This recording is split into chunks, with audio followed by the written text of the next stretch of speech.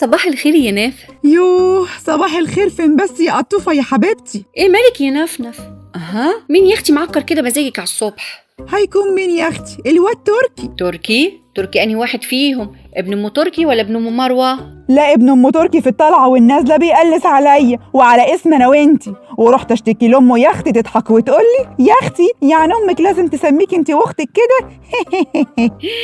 اما ست بايخه صحيح، ومعرفتش كمان تربي ابنها. اصبري عليا بس كده لما انزل لها. لا بقولك ايه يا قطايف، هو متربي. وبعدين يا اختي انا ما صدقت الدنيا هديت. مش كل يوم وتاني هروح اطلعك من القسم. شكلنا يا اختي بقى وحش قوي في الشارع، كأني كده واهدي. اكن واحده؟ لا، ورحمه ابوك وامك في تربتهم مهدى، ولكن الا مواريها مقامها. قلبي تتريق على اسامينا قال.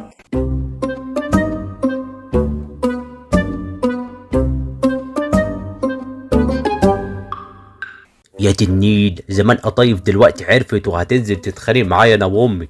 كان لزومه ايه بقى تشد من لساني واتريق، وامي كمان ما بترحمش. بتبرطم بتقول ايه يا واد؟ لا يا ماما، ولا حاجه يا حاج. انا سامعاك يا منيل بتتكلم. ياما زمان كنافه قالت لقطايف دلوقتي على تريقتي وتريقتك عليها وهتنزل لنا. تبقى تنزل كده وتورينا هتعمل ايه؟ بس ياما، انت بق وقت الجد مصدرين انا في وشها. يا نهار مهبب، اهي جت ياما، انا داخل استخبى. خد يا منيل هنا، خايف من واحده ست؟ طب انا هروح افتح لها، هتعمل لي ايه يعني؟ جرى ايه يا قطايف؟ ما بالراحه يا اختي على الباب. بيتي يا اختي وانا حره فيه، ان شاء الله كسروا كله على دماغكم. كلام ايه اللي بتقوليه ده يا قطايف؟ احنا يا اختي مأجرين منك الشقه، مش قاعدين ببلاش. شقتي يا ام شقه، وايجار ايه اللي بتدفعوه شهر والتاني تخبطي عليا وتقولي لي معلش؟ ما بلاش الكلام ده يا قطايف على الصبح. صبح؟ وانتوا خليتوا فيها صبح؟ ما انتوا عكرتوا مزاجنا انا وكنافه على الصبح. وبعدين يا اختي فين ابنك الحيله؟ مستخبي زي عادته؟ لا مستخبي ولا حاجه، ده نايم، انت عارفه الدنيا صيام. نايم فين ده؟ ما هو لسه مسمع كنافه كلامه البايخ وهي جايه من بره. وبعدين انا مش قلت تبطلوا تتريقوا على اسامينا انا واختي؟ في ايه يا قطايف على الصبح؟ اي سيبيني يا قطايف، ماسكاني كده ليه ولا اكني سارقك؟ الله اسيبك؟ ده انا لازم اكسر دماغك واقطع لسانك ده. يا دي النيلة، بس يا قطايف اهدي كده. قول لي النافه، مش انا كنت بهزر معاكي؟ يا خراشي نافة، سيبيه بقى حرام عليكي. اتنحنحي يا اختي انتي وهو، النافة قال. تبينك مش هتسكتي الا لما ابلغ البوليس. تبلغ البوليس يا اختي؟ طيب خدي بقى، علشان البوليس لما يجي بقى على مصيبة بجد. يا انا راسي.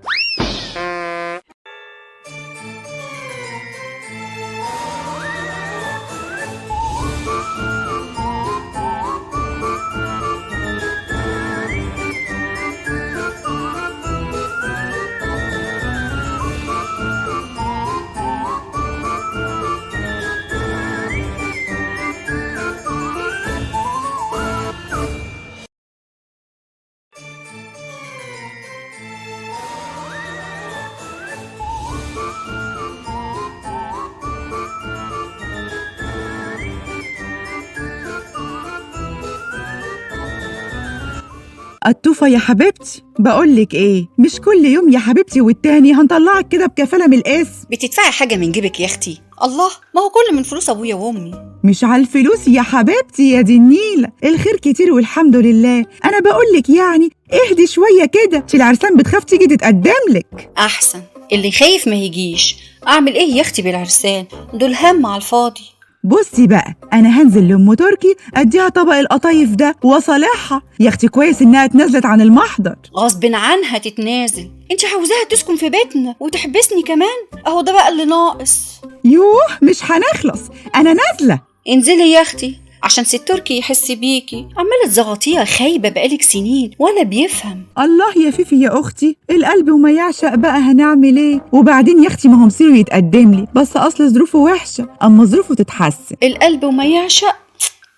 ما هو ده اللي دلقك كده على بوزك ومخليكي يا اختي مش شايفه عيوبه. يا بنتي ده ما يتعاشرش لا هو ولا امه. بقولك ايه، انا نازله، يلا سلام يا اختي، انا تعبت منك ومن تقطيمك فيا. انزلي يا اختي انزلي، اهو ده اللي فالحه فيه. اما احط بقى انا تلج على راسي ورمت لما اديت ام تركي بالراس. يا راسي.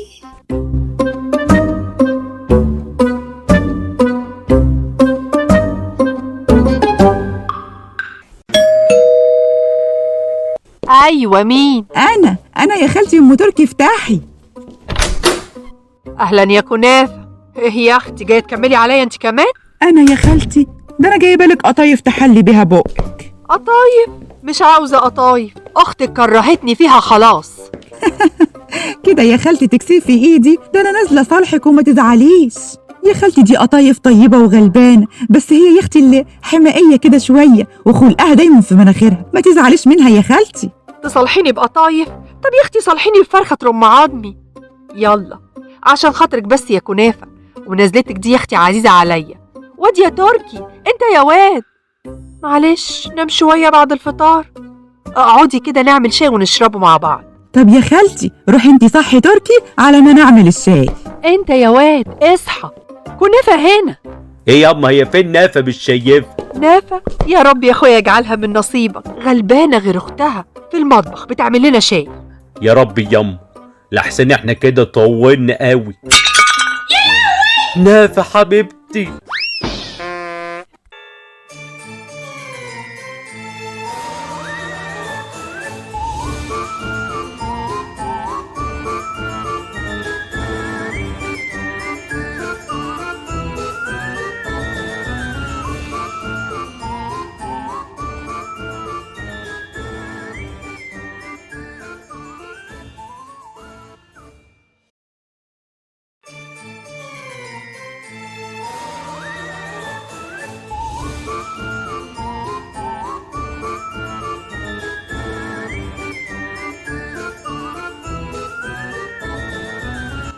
سلامتك يا نافة، ألف سلام. يا اخويا بطل بقى، ما هو انت قلت نفى من هنا وراح البراد وقع على دراعي، كان هيسلخني. ما هو انت نافة قلبي. سلامتك يا حبيبي، ان شاء الله انا وانت لا. بعد الشر عليك، بس بقى لحسن امك تسمعنا. الا ما تسمع، ما هي عارفة ان عايزة اتجوزك بس الايد قصير. بقول لك ايه، انا هطلع على احسن قطايف تستعوقني وما خلصي من لسانها. شفتي بقى، عرفت ان اختك لسانها زي المبرد وحامي على طول. بس لا تكون نازله تسمعك تبيتك في المستشفى الليله دي.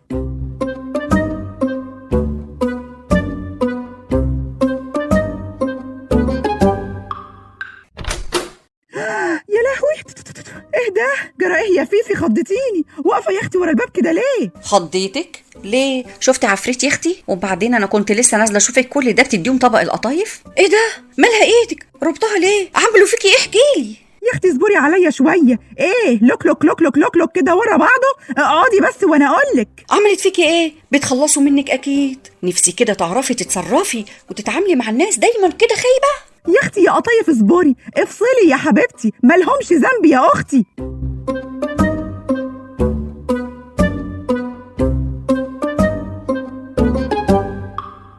سلامتك يا ام تركي، الف سلامه. ان شاء الله تسلمي يا رب. ليه بس اتنازلت عن المحضر؟ كنت حبستيها، خليها تتعلم يا اختي بدل ما عماله تفتري على خلق الله كده. طب وبعد ما احبسها اترمي في الشارع انا وابني؟ ما انتي عارفه رغم طولة لسانها غلبانه، والشهور اللي بتفوت ومش بقدر ادفعها عمرها ما طلبتني بيها. يا اختي تغور غلبانتها مع طولة لسانها دي. ما هم كده اللي دايما كده مش طايقين دبان وشهم، دول اغلب من الغلب. امها كانت كده برضه، هي طالعه لها. لا دي قطايف شطحه وناطحه كده، امال ده مفيش راجل في الشارع الا بيعمل لها الف حساب.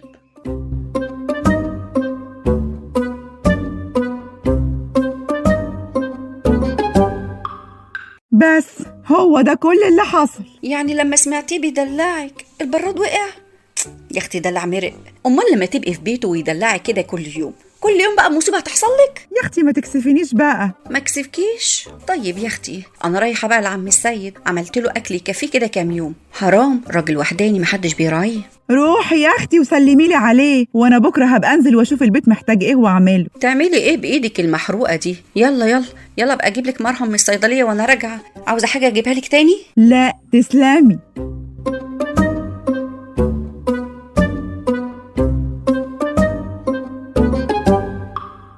بس فاكره لما المعلم حسان مسك تركي وضربه في الشارع وقفت له ازاي وجابت له حقه؟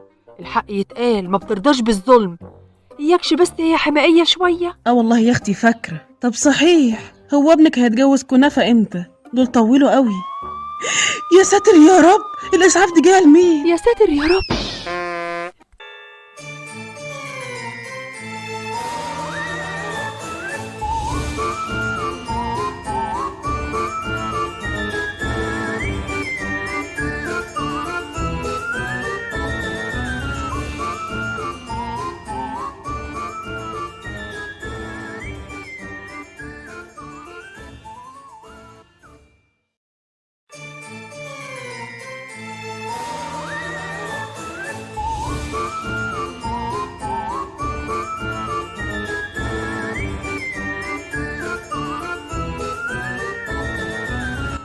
الحمد لله إنه قام بالسلامة. ده سيد، ده بركة الشارع. والله ياما من وقت ما جينا سكننا هنا وهو بيعتبرني زي ابنه بالظبط. بس شفت قطايف كانت عمالة تعيط ازاي؟ تقولش ابوها؟ قطايف دي عاملة زيك، بقى على الفاضي بس من جواها كده حتة ملبن. انا بقي يا واد، قوم امشي يلا من قدامي. ياما انت مسكت في بق وسبت ملبن، انا غلطان، انا هقوم انام احسن. تصبح على خير يا حاج.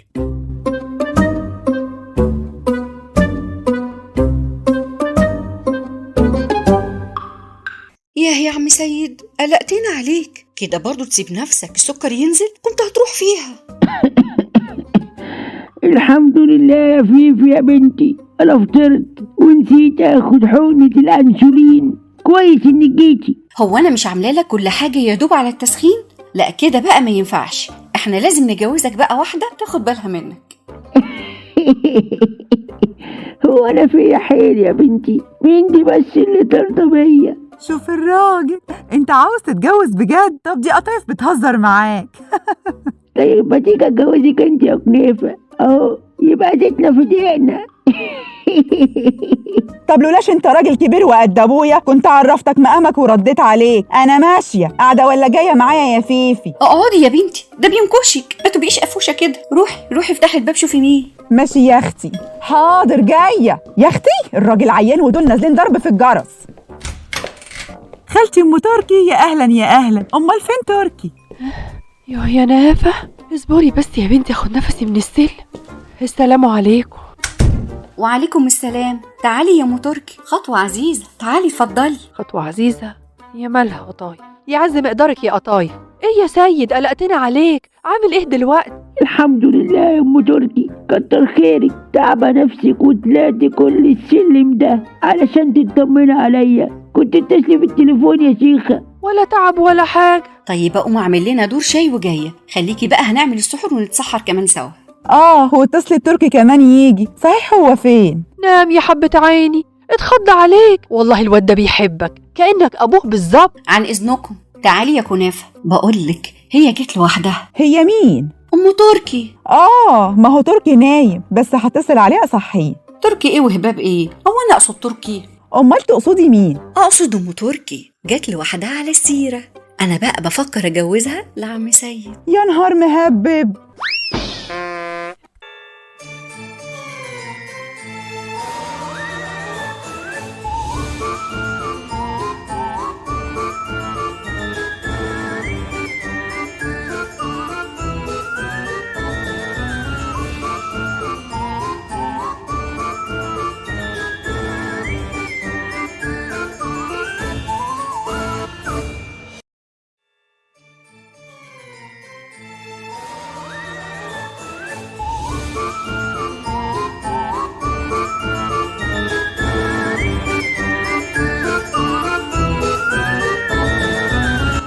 بقولك يا قطايف سيبك من الموضوع ده. قال تجوزيها قال. يا نافة أم تركي واقفالك في جوازتك من المنيل ده، ومقعدة يا أختي جنبها. ما هو الحيلة وخايفة عليه. يا فيفي يا اختي، ما تقوليش عليه منيل، هو بس يعني اللي حظه وحش، ما بيعمرش يا اختي في شغلنا ابدا. ما اقولش عليه منيل؟ طيب يا اختي، انا بقى الحق عليا، لان بفكر في مصلحتك وعايزاكي تتجوزيه بسرعه. انت زعلتي؟ ما قصدتش. بصي بقى، ابعديني انا، لا تقول عاوزه اجوزها عشان الناس تتكلم عليه، اكمنها يعني كبرت في السن وابنها خلاص على وش جواز. اديكي شايفه، هي مش عايزه تجوزه في الشقه تحت، وبتقول لما يبقى يشوف شقه. واحنا يا اختي ما حلتناش غير البيت ده، ومفيش شقه فيه فاضيه، كنت جوزتك فيها. واحنا بقى لو استنيناه يشوف شقة بره يبقى مش هتتجوزوا. طب وانت؟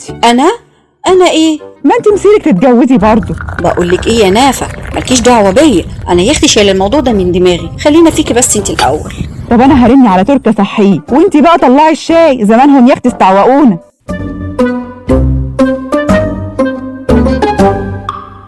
وادي الشاي. يلا يا عم سيد، خد كمان، حطيت لك تاكل عشان ميعاد الدواء. سمي معايا يا ام تركي.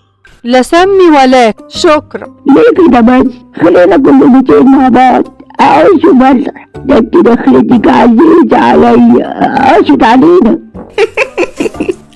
تلاقيها زعلانة، اكمني كنت بهزر معاها واديتها روسية كده خفيفة. خفيفة؟ ده انا راسي حستها راكبة ملاهي من وقتها. خلاص بقى ام تركي سامحيها، دي فيفي طيبة وغلبانة ومفيش حد منها. حنينة على ناس وناس. ليه بقى الغلط؟ ما كنا كويسين، ما تهدي كده، احنا في رمضان، مش عاوزة اتعصب تاني. شفت اهي كده على طول، ما بتبلعليش كلمة. لا انتوا مالكم كده، احكولي.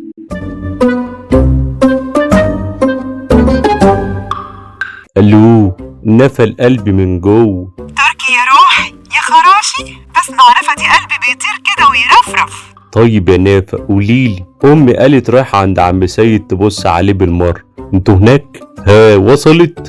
وصلت. طيب ما انت صاحي اهو، ما جيتش معاها ليه؟ انا يا اختي مش عايز اشوف قطايف، بشوفها جسمي بيترعش.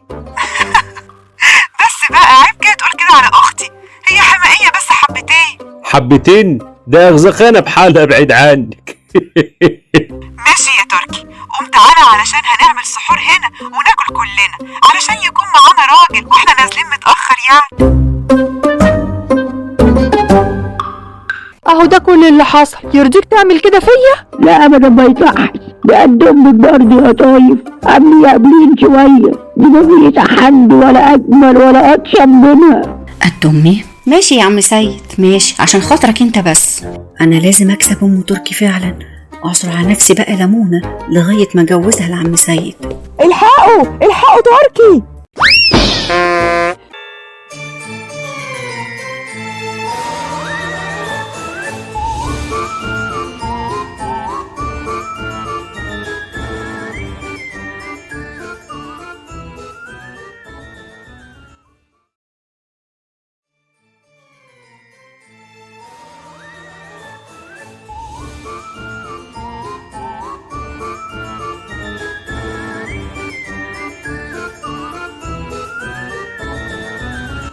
يا راسي، يا رجلي ياني. حبيبي يا ابني، الف سلامة عليك. اتكسرت ياما، مش قادر، جسمي وجعني كله. سلامتك يا حبيب امك، بس نفسي اعرف ايه اللي طلعك فوق الدولاب بتفتش في ايه من ورايا؟ مش مهم يا خالتي، المهم ان هو بخير. بخير فين بس؟ مبقتش نافع.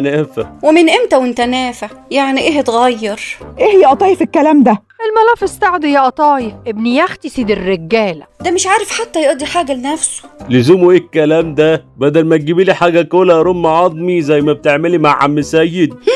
بتشبه نفسك بعم سيد؟ طيب يبقى نصه؟ لا نصه ايه، خليك ربعه حتى، وانت هتلاقيني كده واكتر من كده كمان. وانا رحت فين يا حبيب امك؟ هروح استقلك فرخة واجي عشان تاكلها. حقك عليا يا تركي، انا السبب يا اخويا، لو ما كنتش طلبت منك صورك وانت صغير ما كانش حصل ده كله. لا يا نافع ما تقوليش كده، انا بسمع صوتك ما بقاش على بعضي وما بركزش. يا دي النحنحة، وانتي يا اختي عاوزة تشوفي صوره ليه؟ ما هي نفس السحنة بتاعته، ما اتغيرتش يعني، مش عارفة بتحبيه على ايه ده. ليه الغلط بس يا طايف؟ يوه يا اختي، تركي لسه واقع، كفايه بقى، خفي كلامك عليه شويه، مش ناقصه. يا اختي ده واد خرع، ما تجمد، ما كانتش واقعه ترقدك كده. خد يا حبيبي اشرب شويه العصير دول. شفتيها بخيله ازاي؟ ما انت عليها تجيب لنا حاجه نشربها. يمكن ما خدتش بالها، مخضوضه على ابنها. بتتوشوشوا في انتي وهي. كلام بيني وبين اختي، ما يخصكيش يعني. في بيتي وما يخصنيش. تاني هتقولي بيتي وهنرجع للحوار ده؟ ما تهدوا بقى، انتوا على طول كده نقر ونقير. هدي اللعب معاها عشان تعرفي تقنعيها تتجوز عم سيد. اذا كان كده ماشي، عشان خاطرك انتي بس يا نافع.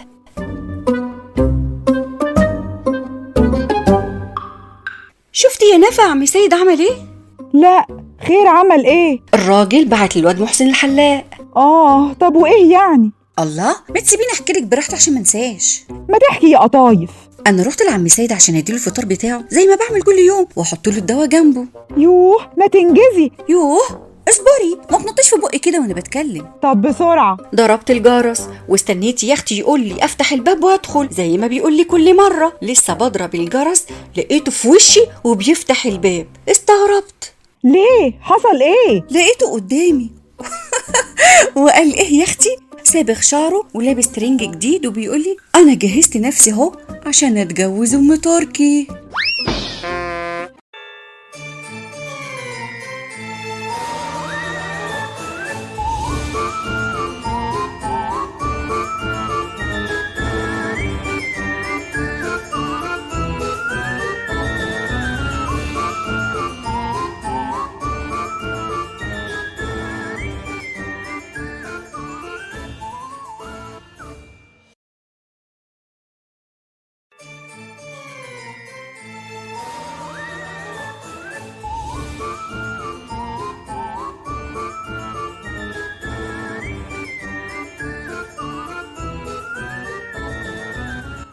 سبحان الله، عدى شهر رمضان كده بسرعة. كل سنة وانت طيبة يا نفنفتي. وانتي طيبة يا فيفي. الحمد لله شهر عدى كده ومفيش مصايب.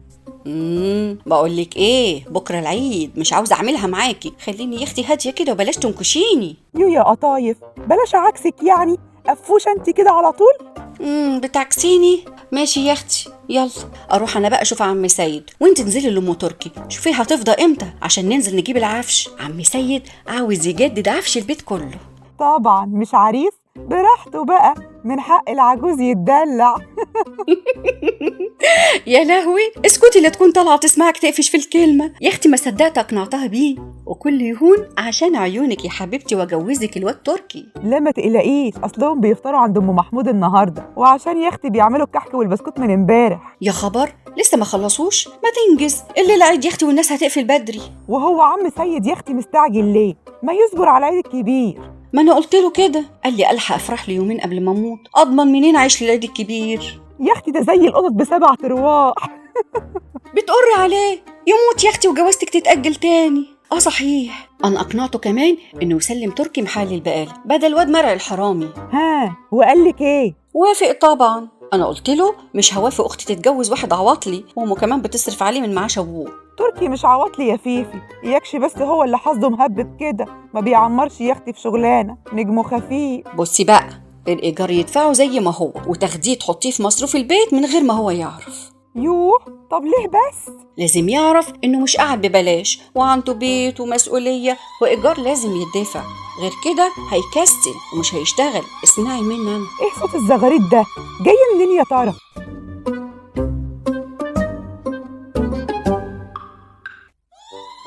يوه يا ام محمود، الناس هتقول عليا ايه؟ هو انا صغيره؟ يا اختي خلينا نفرح، وهو الفرح في كبير وصغير؟ لا ما تزغرطيش تاني، داري على شمعتك. حاكم انا نجمي خفيف يا اختي، الله يخليك. يا اختي بلا نجم بلا قمر، سيبيني افرح واقرصك في ركبتك واحصلك في جمعتك. هو انت عاوزه تتجوزي يا ام محمود؟ وايه يعني، انا مش اكبر منك بكتير. طيب يا اختي ربنا يرزقك بعريس زي سيد كده، طيب وحنين. الا قوليلي صحيح، هو انت ما كنتيش موافقه عليه؟ ايه اللي غير رايك؟ بصراحه طيب اقنعتني وفتحت مخي ان طول ما ابني في حضني وخايفه عليه حاله مش هيتصلح ابدا، ولازم ابعد عنه عشان يعرف يعتمد على نفسه ويفتح بيت. شوفي يا اختي قطايف لسانها متبري منها، وكل الناس بتخاف منها وبتعمل لها حساب، بس دايما معاها الحق. انا فعلا دورت الكلام في راسي وقلت عندها حق، الواد شاري اختها وسنين معلقها معاه، وقطايف مش عاوزه تتجوز الا لما تجوز كنافه الاول. جدعه، سابت تعليمها واشتغلت وربت اختها بعد موت ابوها وامها، ووقت اللزوم ست ب100 راجل. بس حمائيه قوي، بس غلبانه. يلا ربنا يسعدها. اقوم انا بقى عشان الحق، انتي سوي باقي البسكوت وانا راجعه افوت اخده.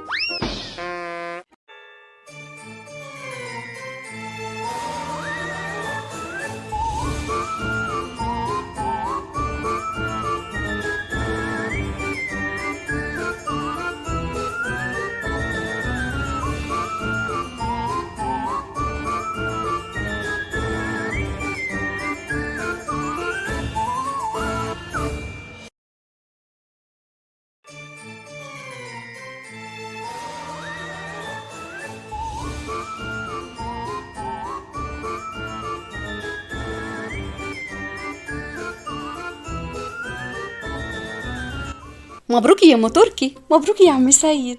الله يبارك فيك يا قطايف يا بنتي. الله يبارك فيكي يا قطايف، خايفة أقولك عقبالك تهبي فيا. اهب فيكي ليه يا اختي؟ شايفاني بابور جاز اهب فيكي؟ ما تقصدش يا قطايف، بتهزر معاك. مبروك، ألف مبروك يا خالتي. بقولك جايين نبارك، ها؟ مش جايين نعمل خناقة. الله، انتوا شفتيني انا اللي جريت شكلها ولا هي؟ على فكرة انت بتظلميني يا نافع.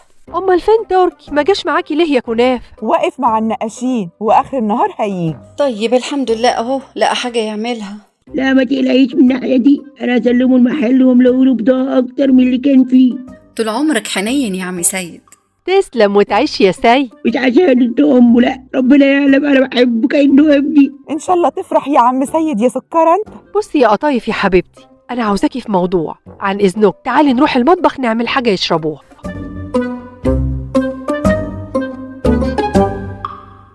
خير يا ام تركي؟ اوعي يكون عم سيد زعلك في حاجة. لا ده سيد طيب وحنين ومش مخليني عاوزة حاجة، الموضوع يخصك انتي. يخصني انا؟ ازاي يعني؟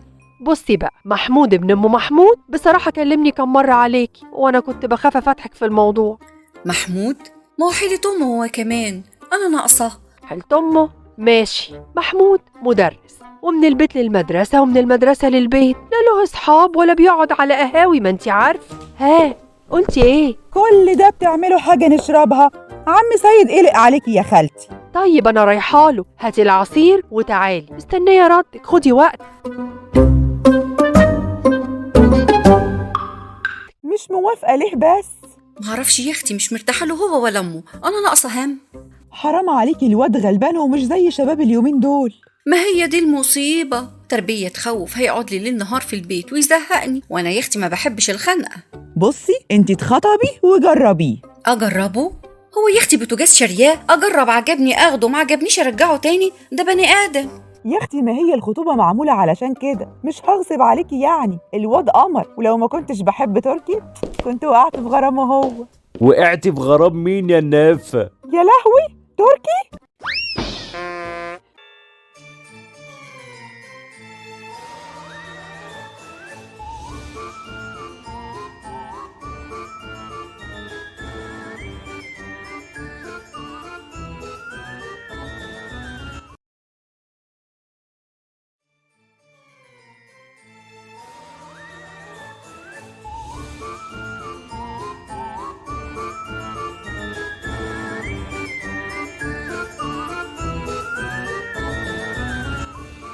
يوه، خلاص بقى يا تركي انت وهي، يا اختي تعبتوني معاكم. بقالها فوق الساعتين بتقولك كان هزار، وكانت بتقولي كده علشان تقنعني بيه. يعني ماليش حق ازعل يعني وتصالحني؟ يا اخويا ليك كل الحق عليا بقى، انا تعبت من كتر المناهده معاك، ده احنا كده قبل الجواز، امال بعد الجواز هتعمل فيا ايه يا تركي؟ لا يا نافة قلبي، ما اقدرش ازعلك ولا ازعل منك. خلاص بقى، كنت عاوزك تصالحيني عشان احس بالاهتمام. الله، تحس بالاهتمام؟ المهم خلصت الشقة ولا لسه؟ وسيبوكم بقى من النحنحة دي، عاوزين نحدد ميعاد الفرح، وبقى يا اختي انتي وهو تنحنحوا في بيتكم بعد الجواز. خلاص الحمد لله، العفش كله جاي بكره بعد العصر. مبروك يا نافة قلبي، هتبقي مراتي يا بنت خلاص. الله يبارك فيك، بلاش نقطع بقى يا اخويا عشان الجوازه تتم. ان شاء الله يا حبيبة قلبي تتم، وهتبقي احلى عروسة. مين اللي بيخبط؟ ادخل ادخل يا اللي على الباب، الباب مفتوح. ده أنا يا قطايف. قال لي قاعدين يكفيكوا شر اللي جايين. تعالي يا خالتي ادخلي، بس بقى اسكتي، عايزين نشوف هي جايه ليه. هتكون ليه يعني؟ عشان تخطبني للحيلة ابنها. بس يا قطايف تسمعك، خطوه عزيزه. يا عز مقدارك، ازيك يا تركي؟ ومبروك يا حبيبي. الحمد لله يا خالتي، الله يبارك فيك وعقبال محمود. مش هتشربونا حاجة ولا ايه؟ ما تقومي يا كنافة تعملي كوباية شاي كده وتكتري السكر، بحبه مسكر. حاضر يا خالتي من عينيا، تعالى يا تركي معايا اما نعمل الشاي. اجي طبعا، هو انا اقدر اقول لك لا؟ ده حتى الشاي هيطلع مسكر من غير ما تحط سكر، كفايه انت بس اللي هتعمليه.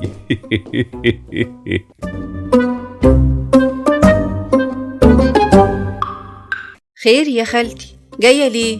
ايه ده اسمه كلام برضو يا قطايف؟ ما تقولي له قومي امشي احسن. لا ما اقصدش يعني، اصلك عمرك يعني ما عتبتي شقتنا من وقت وفاة ابويا الله يرحمه، وانتي يا اختي ما بتخطيش عتبة بيتنا لما بتيجي تعزينا.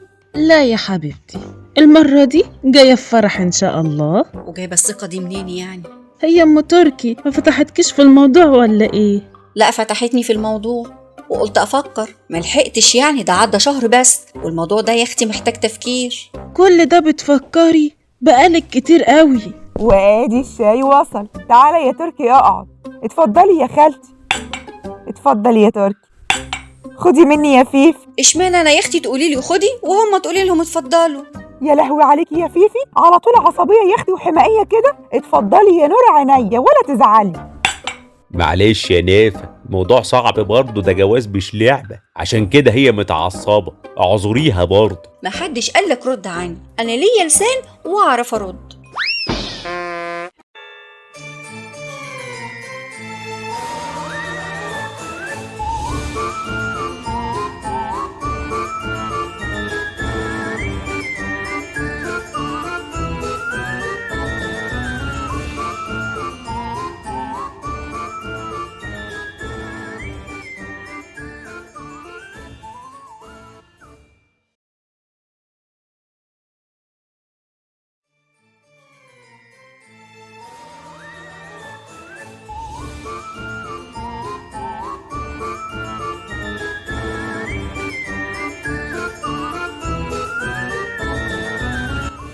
ما تنجز يا سيد، عاوزين نروح نزور تركي وكنافة، ده الوقت اتأخر. انا جايز اهو. يلا بقى هاتي علبة الحلويات دي.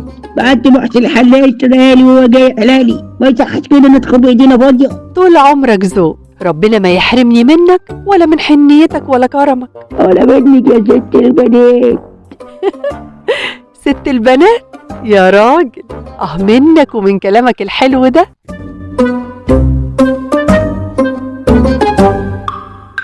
منورة يا أم، منور عم سايق.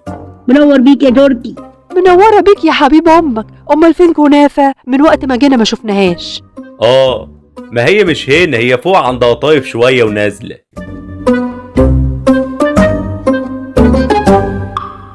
ما تنجزي يا قطايف، خالتي مستنية يا اختي، جت من بدري وقاعدة تحت. اسكتي شوية يا نافة، الله، أنا مستنية تليفون. تليفون ده ايه اللي مستنياه؟ هقولك بس ما تعرفيش حد. اصلا انا يا اختي بعت كده المحامي يسأل على محمود من شهر، ومن شوية اتصل وقال لي ساعة وهيقول لي كل حاجة عنه. يا اختي عشنا وشفنا، بقى الست هي اللي بتسأل. ما هو يا اختي لو ابوكي عايش او لينا اخ كان زمان هو اللي سأل. امال ايه، اتجوزوا كده؟ احنا يا اختي ما نعرفهمش من كتير، يجي من حوالي 7 سنين بس، ولا بنشوف حد بيجي لهم ولا هم بيطلعوا اصلا من الشارع، ودي برضو حاجة تخوف وتقلق. يوه، ده انتي شكاكة قوي، تنفعي تشتغلي في النيابة. احسن اشك بدل ما اتدبس وارجع اندم. يا اختي فالله ولا فالك. يوه، التليفون بيرن، ده اكيد المحامي. بقولك ايه، انا نازلة، ما تتأخريش عليا.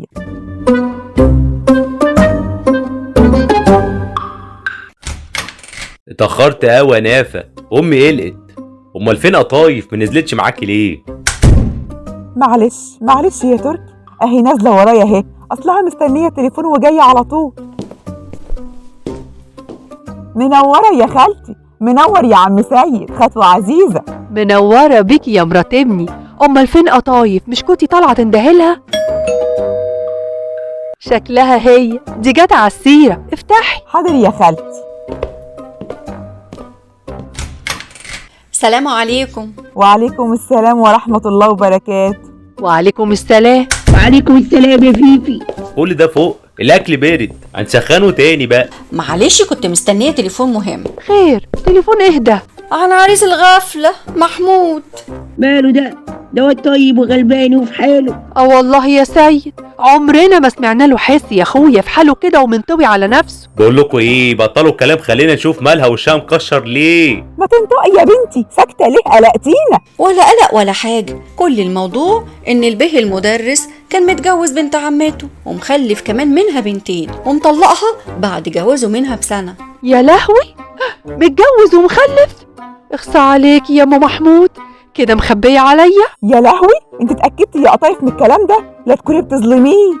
انا يا اختي ما بظلمش حد، الكلام مظبوط، ويحمد ربنا بقى انه مش قدامي دلوقتي، كنت اخدت فيه 6 شهور من اللي كنت هعمله فيه. عندك حق.